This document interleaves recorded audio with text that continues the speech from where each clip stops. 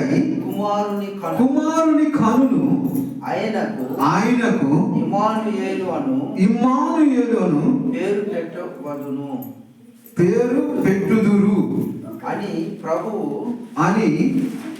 తన ప్రవక్త ద్వారా పలికిన మాట నెరవేరునట్లు ఇదంతయు జరిగను. ఇమ్మానుయేలు పేరునకు భాష అంతరమున దేవుడు మనకు తోడని అర్థము. దేవుడు మనకు తోడు అని అర్థము. హల్లెలూయా. దేవునికి స్తోత్రం. హల్లెలూయా. మహాపరిశుద్ధుడా గొప్ప దేవ యేసుక్రీస్తు ప్రభువా, మీకే వందనాములు స్తోత్రములు నాయన. మెచ్చినటువంటి లేఖనములు నాయన మేము ధ్యానము చేయుచుండగా ఆత్మశక్తితో ఆత్మ బలముతో నాయన మాతో మాట్లాడి ఆత్మస్వరూపిగా మా మధ్యలో ఉండి మాతో మాట్లాడి మీరే మహిమ పొందమని ప్రతి ఒక్కరు గ్రహించగల మనసు ప్రతి ఒక్కరికి దయచేసి లేఖన భాగమును నాయన వారి అంతరంగములో ఇమ్మానుయేలును ధరించుకున్నట్లు మీరే కృప చూపమని యేసు నామమున అడిగి వేడుకొనుచున్నాము తండ్రి. ఆమేన్. ఆమేన్. హల్లెలూయా. దేవుని నామమునకు మహిమ కలుగును గాక. లేఖన భాగమున స్పష్టంగా ఆమె ఒక కుమారుని కనును తన ప్రజలను వారి పాపముల నుండి ఆయనే రక్షించును కనుక ఆయనకు యేసు అను పేరు పెట్టుదురనెను. దేవునికి స్తోత్రం. యేసు అనగా చెప్పండి. యేసు అనగా రక్షకుడు అనండి ఒకసారి. యేసు అనగా రక్షకుడు. చాలా సంవత్సరాలు బట్టి వింటా ఉంటారు. యేసు అంటే ఎవరు? రక్షకుడు. తన ప్రజల పాపముల నుండి విడిపించగల శక్తి గలవాడు యేసు. యేసు అనగా రక్షకుడు. తన ప్రజలు, దేవుని ప్రజలు అని ఎవరిని అంటారు? దేవుని ప్రజలు. దేవుని ప్రజలు అంటే ఎవరిని అంటారు అంటే నమ్మి బాప్తిజం పొందిన వారికి రక్షింపబడదు, నమ్మని వారికి శిక్ష. నమ్మి బాప్తిజం పొందినప్పుడు నువ్వు దేవుని ప్రజలలోకి వచ్చేసినావు. దేవుని ప్రజలలోకి వచ్చేసినావు. కాబట్టి వారిని రక్షించడానికి అంటే ఇశ్రాయేలులు, పాత నిబంధన గ్రంథంలో ఇశ్రాయేలులు యాకోబు సంతతి వారిని దేవుని ప్రజలుగా పాత నిబంధన గ్రంథంలో గుర్తించిన దేవుడు. దేవునికి స్తోత్రం. కాబట్టి యాకోబు 12 మంది సంతానంలో నుండి ఇశ్రాయేలులు అని వారికి 12 మంది గోత్రాలు, 12 గోత్రాలతో పిలువబడిన వారు 12 మంది. 12 గోత్రాలతో పిలువబడిన వారు 12 మంది ఇశ్రాయేలు ప్రజలు. ఇశ్రాయేలు 12 గోత్రాలు. ఐగుప్తులో నుండి ఆ ఇశ్రాయేలు ప్రజలే యాకోబు సంతానం.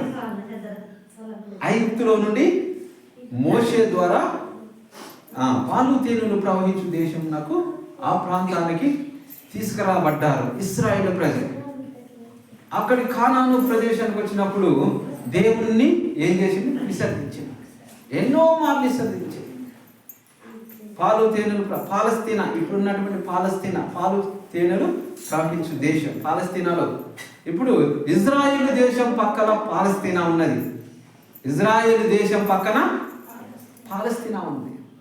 ఆ పాలస్తీనాకు వచ్చినప్పుడు ఇశ్రాయేలీలు, యాకోబు సంతానము 12 గోత్రాల జనము కొన్ని లక్షల మంది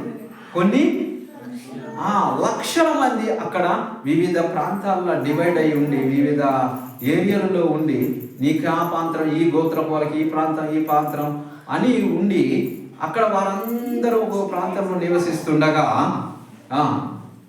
వారు ఏం చేయబడ్డారు? దేవుణ్ణి మర్చిపోయారు. దేవుణ్ణి మర్చిపోయి ఇజ్రాయేలు దేశంగా ఉంటుంది.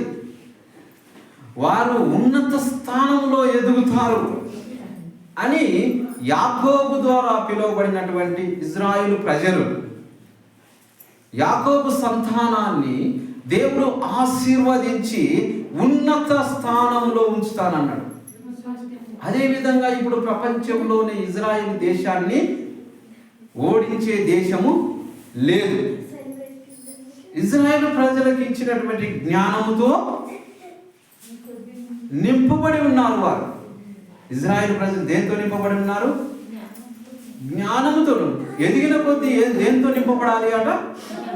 జ్ఞానంతో నింపబడి. ఇజ్రాయేల్ ప్రజలు కూడా జ్ఞానంతో నింపబడి ఉన్నారు. ఇప్పటికీ ఇజ్రాయేల్ దేశాన్ని ఏ దేశము ఓడించలేదు. ప్రపంచంలో ఉన్న ఏ దేశం కూడా ఇజ్రాయేల్ దేశాన్ని, అది ఒకటే దేశము, కొన్ని దేశాలు కలిసి దాని మీదికి పైన ఆ దేశాన్ని ఓడించలేరు. ఎందుకు? వారి దగ్గర జ్ఞానం ఉన్నది. ఆ జ్ఞానమే అనేకమైనటువంటి వేరే దేశాలలోనికి తెలవని యొక్క ఆయుధాలు వారి దగ్గర ఉన్నాయి. వారికి ఉన్న జ్ఞానంతో గొప్ప గొప్ప ఆయుధాలు తయారు చేసుకొని వారి దగ్గర పెట్టుకున్నారు. గాలిలో నుండి వచ్చే రాకెట్ బాంబుల్ని గాలిలోనే పేల్చేస్తాయి. ఐరన్ డోమ్ ఉన్నది అక్కడ. ఐరన్ డోమ్ ఏంది? గాలిలో నుండి వెపన్స్, రాకెట్ వెపన్స్ వస్తుంటాయి కదా, రాకెట్ బాంబులు గాలిలో నుండి, అక్కడి నుండి వస్తా అంటేనే ఈ ఐరన్ డోము కనుగొని అక్కడనే పేల్చేస్తుంది. దేవుని స్తోత్రం. అక్కడనే. అలాంటి జ్ఞానము ఇజ్రాయెల్ దేశంలో ఉన్నది. ఏ దేశానికి లేదు. అది ఏ దేశానికి లేదు. అలాంటి టెక్నాలజీ ఏ దేశానికి లేదు. ఆ దేశానికి ఉన్నది. ఎందుకు? ఇప్పుడు చదువుకున్నాం కదా లూకాసు వార్త. జ్ఞానంతో వాళ్ళు ఏం చేసిండు? నిండి ఉన్నారు. జ్ఞానంతో నిండు ఇజ్రాయేల్ దేవుడు కొన్ని సంవత్సరాల క్రితం ఇచ్చినటువంటి జ్ఞానం ఇప్పటికీ వారి మీద ఉన్నటువంటి ఆశీర్వాదం ఇంకా కొట్టివేయబడలే. ఇంకా తరతరములు నేను ఆశీర్వదిస్తానంటున్నాడు దేవుడు. కాబట్టి తరతరాలు ఇజ్రాయేల్ ప్రజలను దేవుడు ఆశీర్వదిస్తూనే ఉన్నాడు. కాబట్టి అలాంటి జ్ఞానంతో మనం నింపుకోవాలి. దేవునికి స్తోత్రం. హల్లెలూయా. కాబట్టి రక్షకుడు యేసు ప్రభు, ఆమె ఒక కుమారుని కనును, తన ప్రజలను వారి పాపముల నుండి ఆయనే రక్షించును. దేవునికి స్తోత్రం. దేవుణ్ణి విడిచిపెట్టి ఇజ్రాయేలు ప్రజలు దేవుణ్ణి విడిచిపెట్టుట పాపం. దేవుని యొక్క ఆజ్ఞ అతిక్రమించుట పాపం. కాబట్టి దేవుని యొక్క ఆజ్ఞ నుండి వారు దూరపరుచుకున్నారు. ఇజ్రాయేలు ప్రజలు దూరపరుచుకున్నప్పుడు వారి గ్రంథాల్లో తోరా అనే గ్రంథం ఉంది వాళ్ళ దగ్గర. ధర్మశాస్త్రము పంచఖండాలు మోషే ద్వారా రాయబడ్డాయి. వారు మోషేని నమ్ముతారు. ఇశ్రాయేలు ప్రజలు మోషే, తోరా, ధర్మశాస్త్రం 5 ఖండాలు. ఆదికాండము, నిర్గమకాండము, సంఖ్యాకాండము, లేవీకాండము, ద్వితీయోపదేశకాండం. ఈ 5 ఖండాలు వాళ్ళ దగ్గర ఉన్నది. ఇప్పుడు గ్రంథం ఇజ్రాయేల్ ప్రజల దగ్గర ఏమున్నది? ఈ 5 గ్రంథాలను చదివితేనే ఆదికాండము నుండి ద్వితీయోపదేశ కాండం వరకు చదివితేనే వారికి అంత జ్ఞానం ఉన్నది. హల్లెలూయా. కాబట్టి ఇజ్రాయేలు ప్రజలు దేవునికి విరోధంగా ఉన్నప్పుడు ఎవరు వచ్చిండ్రు అక్కడికి? రక్షకుడు పుట్టి ఉన్నాడు.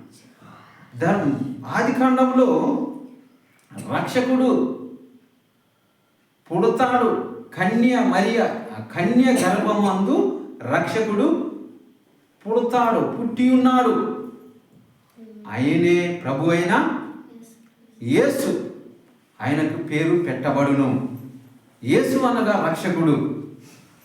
కాబట్టి ఆమె ఒక కుమారుని కన్ను తన ప్రజలను వారి పాపం నుండి ఆయనే రక్షించును కనుక ఆయనకు యేసు అని పేరు పెట్టబడును. ఇదిగో కన్యక గర్భవతివై కుమారుని కన్ను ఆయనకు ఇమ్మానుయేలు అని పేరు పెట్టుదురు. ఇమ్మానుయేలు అని పేరు పెట్టుదురు అని ప్రభు తన ప్రవక్త ద్వారా పలికిన మాట నెరవేరునట్లు ఇదంతయు జరిగిన. ప్రవక్తల ద్వారా ఈ మాట నెరవేరింది. ప్రవక్త ద్వారా పలికిన మాట ఇక్కడ నెరవేరింది. యెషయా గ్రంథము 6వ అధ్యాయం 9వ వచనం ఏమున్నది? యెషయా గ్రంథము 6వ అధ్యాయము 9వ వచనం చదవండి. దేవుని నామమునకు మహిమ కలుగును గాక. ఆమేన్.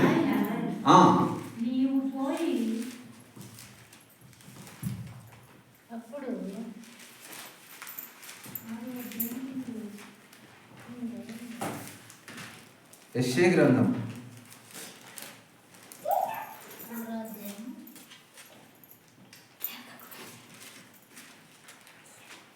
9వ అధ్యాయం 9వ అధ్యాయం 6వ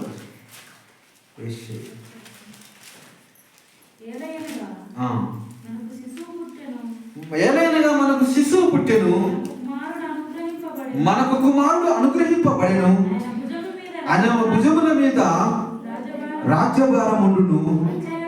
ఆశ్చర్యకరుడు, ఆలోచనకర్త, బలవంతుడైన దేవుడు, నిత్యుడగు తండ్రి, సమాధానకర్తయగు అధిపతి అని అతనికి పేరు పెట్టబడును.